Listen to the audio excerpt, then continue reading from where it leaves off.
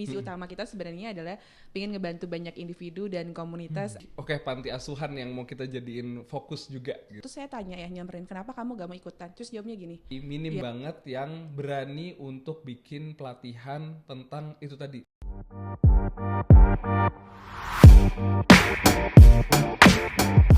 Halo, selamat pagi Mbak. Ini aku udah kenal sebelumnya tapi aku belum boleh nyebut nama nih karena kita mau perkenalan di sini. halo, selamat pagi. Halo juga sobat pelayaran, halo teman-teman pijar semuanya. Halo. Nah, Mbak, aku mau tanya ini jauh-jauh aku mau bilang terima kasih dulu ya dari Bandung datang ke studio kita yang di Jakarta. Mungkin hari ini kita bakal kenalan lebih lanjut kali ya.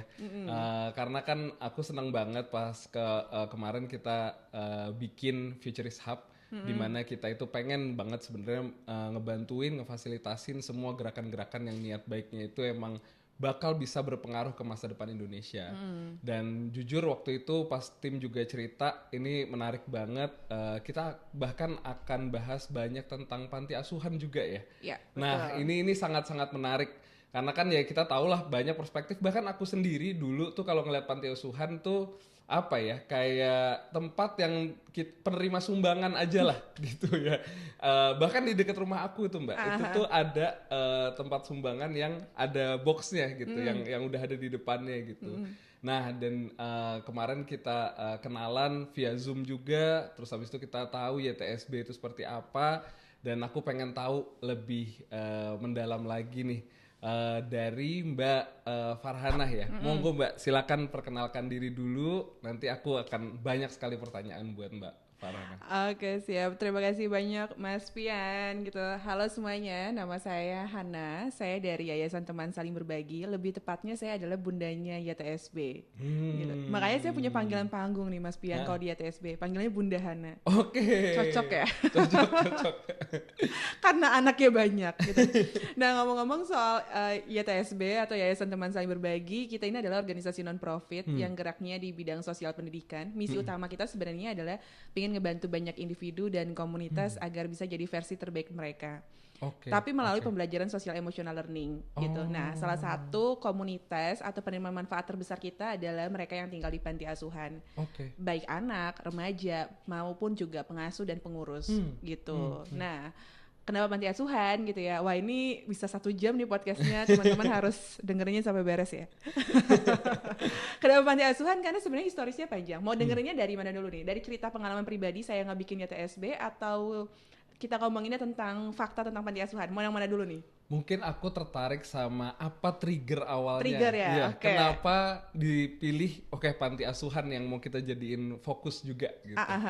Nah, sebenarnya ini cerita menarik karena saya itu kan anak tunggal nih, Mas Pian. Saya anak tunggal. Kemudian salah satu budaya di keluarga saya itu adalah selalu merayakan ulang tahun. Kalau kata Nadine Amiza, semua aku dirayakan. Bener. Nanti abis ini ada backsound. Semua aku dirayakan. Nah, saya dari kecil itu sampai umur 17 atau 18 tahun ya, itu saya selalu dirayakan setiap ulang tahunnya. Gitu. Catat ya, 31 Januari. Aquarius berarti ya? Iya, Aquarius. Tidak ada stigma ya di sini dengan Aquarius, mohon maaf. Biasanya yang stigma itu Gemini. Nah, setiap ulang tahun itu selalu dirayain gitu ya. Nah, salah satu cara perayaannya itu adalah orang tua selalu ngundang anak yatim piatu ke rumah. Oke. Jadi bayangin sama Mas Pian dan teman-teman semuanya, 18 tahun saya hidup, saya ulang tahun dirayain sama anak panti asuhan.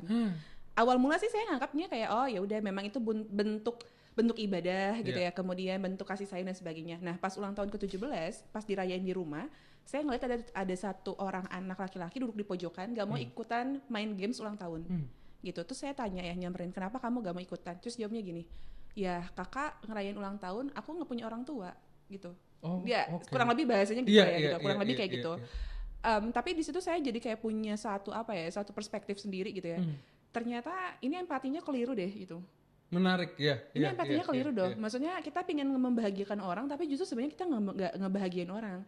Bayangin deh, anak yang nggak punya orang tua atau orang tuanya nggak lengkap, terus dia harus melihat orang tua yang lengkap, terus saling penuh kasih sayang, disuap-suapin kue ulang tahun, sedangkan dia aja nggak pernah ngerasain itu gitu. Nah di situ saya kayak ngerasa bahwa oh ini kayaknya nggak tepat deh gitu, maksudnya empatinya.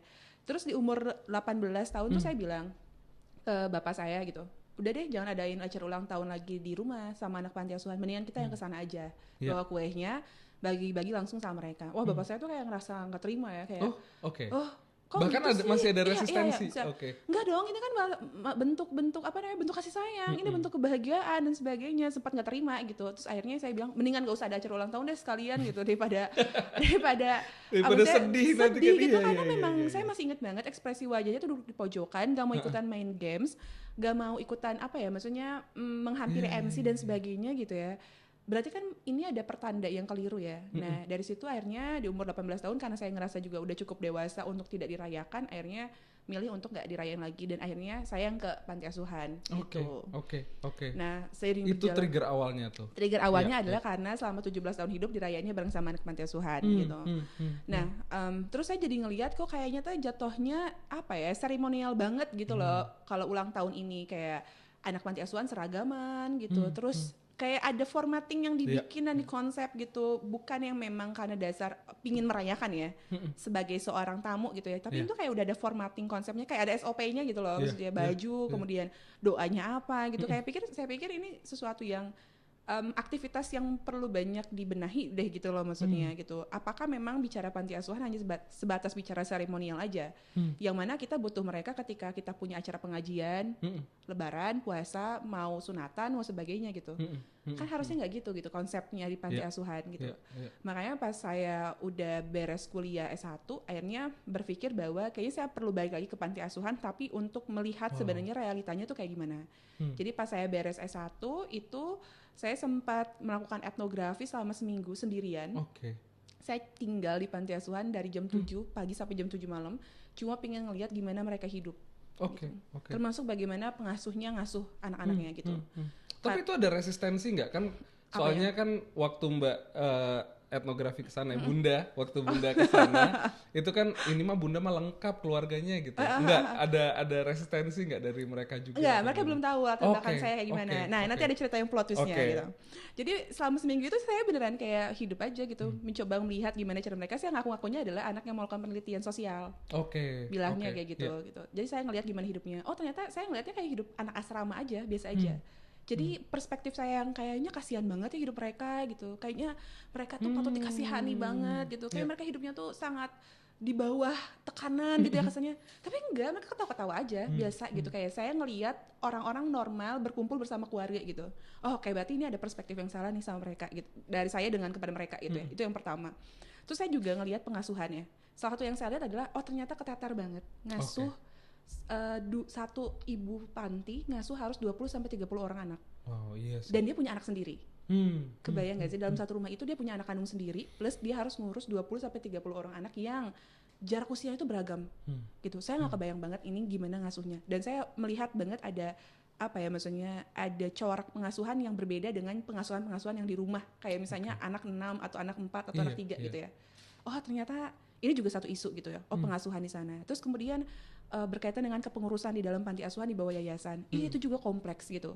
Tentang bagaimana mereka misalnya masih bergantung dengan satu financial stream, yaitu adalah donasi. Gitu. Gak bisa shifting menjadi misalnya sociopreneur ataupun sebagainya. Dan itu donasinya juga, itu kebanyakan juga crowdfund ya? Crowdfund, iya gitu. Dan ujung-ujungnya kan akhirnya menjual sesuatu ya, tanda kutip misalnya seperti kesedihan, kemudian menjual atas nama anak dan sebagainya. Nah akhirnya itu tuh jadi satu hal yang bikin saya ngerasa dilematis ya. Ini kayaknya harus ada yang menggerakkan deh perubahan-perubahan ini gitu. Terus akhirnya setelah beres etnografi seminggu itu kan punya data banyak ya. Saya tuh lagi ngehubungin teman dekat saya, sahabat saya, yang kuliahnya itu berseberangan dengan saya. Jadi fun fact-nya adalah saya jurusannya manajemen bisnis. Sahabat saya ini jurusannya pendidikan. Gitu. Jadi saya dari SBM ITB, teman saya ini dari UPI. Gitu. Nah kita tuh emang sahabatan dari SMA, jadi teman sebangku ya. Terus saya bilang ke sahabat saya, ini tuh kayaknya ada fenomena menarik deh tentang panti asuhan. Gimana kalau misalnya kita bikin ada capacity building di sana gitu. Saya deh yang ngegerakin gimana cara bikin organisasinya, kamu yang bikin kurikulum dan sebagainya gitu. Akhirnya kita kayak kombinasi berdua ini, ya udah kita jalan aja. Makanya pas 2018 kita belum jadi yayasan, masih komunitas, namanya komunitas teman berbagi. Ngumpulin volunteernya juga teman-teman kampus lagi, masih pada saat itu gitu, adik-adik tingkat dan sebagainya. Nah, datanglah kita dengan satu satu proposal ya ke panti. Oh, kita mau memberikan pendampingan sosial emosional gitu ya. Pada saat itu belum sosial emosional sih sebetulnya. Kita lebih ke pendampingan personal growth, kita bilangnya kayak gitu. Oke. Ke satu panti yang tepat ortografi lagi tadi gitu. Nah, pas nyampe sana di pertemuan kedua lah ya, tiba-tiba ada satu orang anak laki-laki nyamperin salah satu mentor. Nyamperinnya tiba-tiba begini, kakak tuh kenapa sih jauh-jauh mau kesini nggak dibayar loh sama kita? Aneh loh saya mah, kata dia tuh gitu. Aneh loh aku mah gitu. Loh aneh kenapa? Aneh aja gitu. Kakak tuh baik. Padahal ya kakak mau tahu nggak? Pas saya masih bayi, masih berwarna merah, masih baru lahir banget. Kata orang-orang bapak saya tuh udah pengen ngebunuh saya. Tapi kok kakak masih mau sih peduli sama saya? Bayangin gitu loh. Saya diomongin gitu. Tiba-tiba mendapatkan afeksi, dapatin cinta dari orang yang nggak diduga, padahal selama ini punya kepercayaan bahwa dirinya tuh nggak layak dicintai gitu. Wah itu membekas banget sampai sekarang gitu.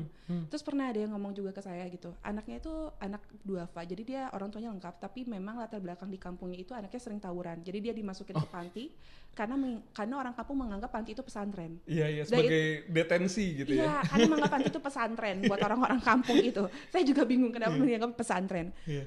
Pas ke panti gitu ya, terus nyamperin saya gitu sih anaknya ngomong kayak gini, Teteh kenapa sih masih mau sayang sama kita? Padahal kan Teteh tahu, aku tuh dulunya anak tukang tawuran, anak geng motor. Heran aja gitu masih ada ya orang yang mau nerima kita apa adanya. Terus kayak kok isunya jadi kompleks ya. Yang saya kira tuh cuma isu, ini ngomongin pengasuhan doang, ngomongin tentang anak yang menyiapkan mereka setelah keluar dari panti kemana, ternyata malah jadi kemana-mana. Salah satunya adalah ngomongin tentang penerimaan. Oke. Dan itu yang sampai sekarang selalu kita coba upayakan adalah purpose pertamanya adalah mereka merasa diterima sebagai seorang manusia yang utuh aja dulu.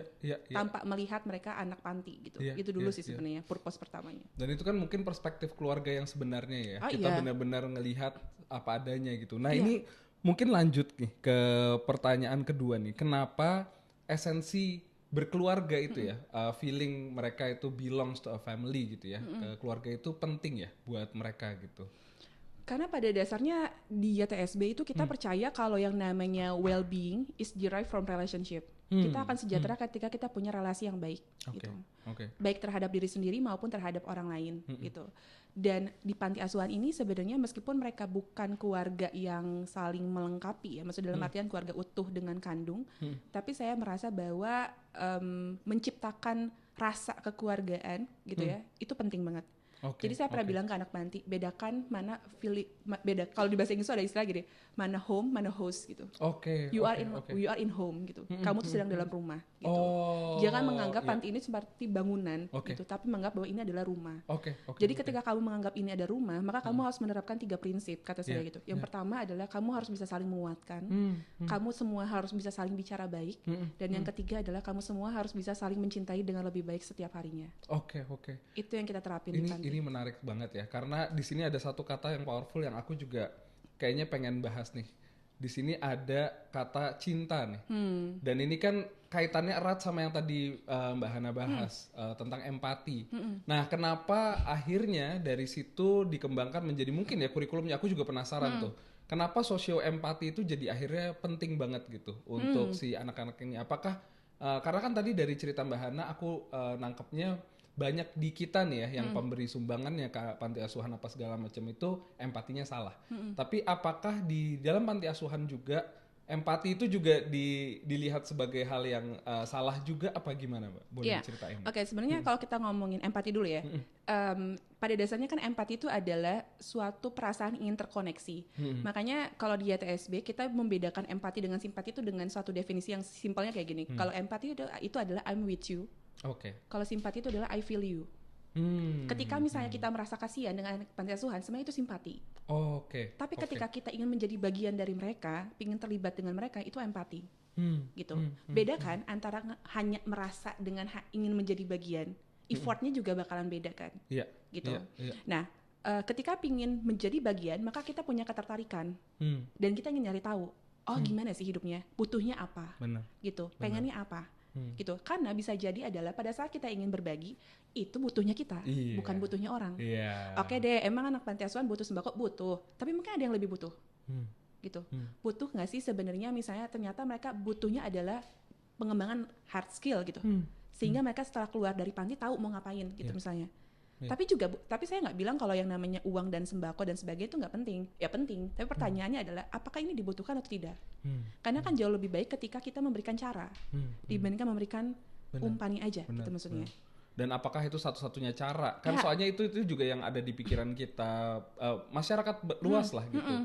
Bahwa panti asuhan tuh butuhnya sembako gitu. Iya, betul. Atau kayak kalau kita happy, mereka juga kita include. Padahal tadi ada kekeliruan itu. Iya.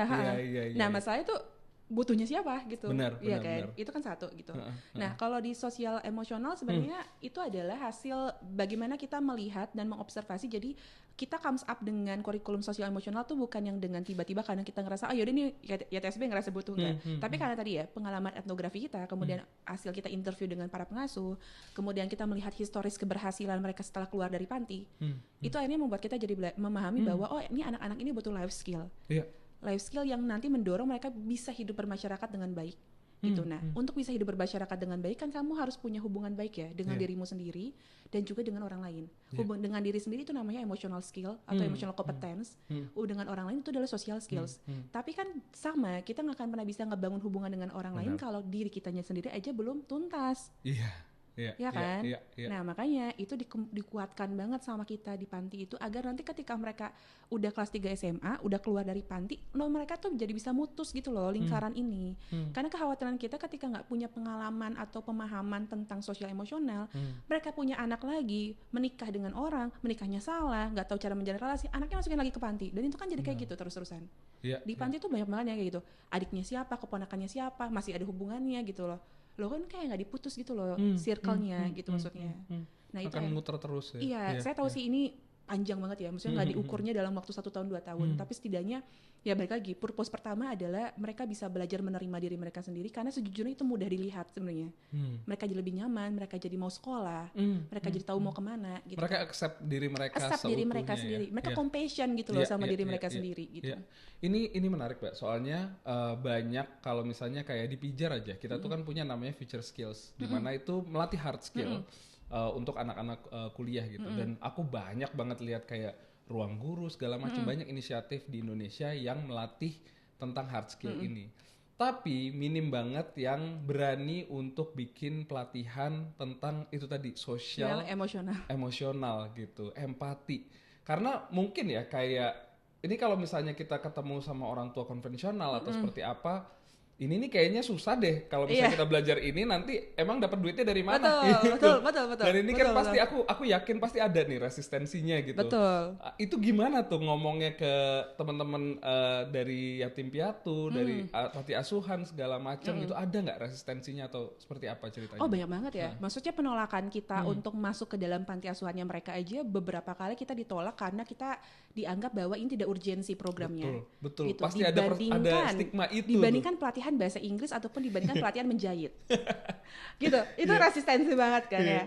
Nah, tapi kita selalu mengingatkan kepada mereka bahwa anak-anak ini tuh tidak hanya sekedar dilihat dari pencapaian saja. Mereka pun juga harus dilihat sebagai diri mereka yang seutuhnya.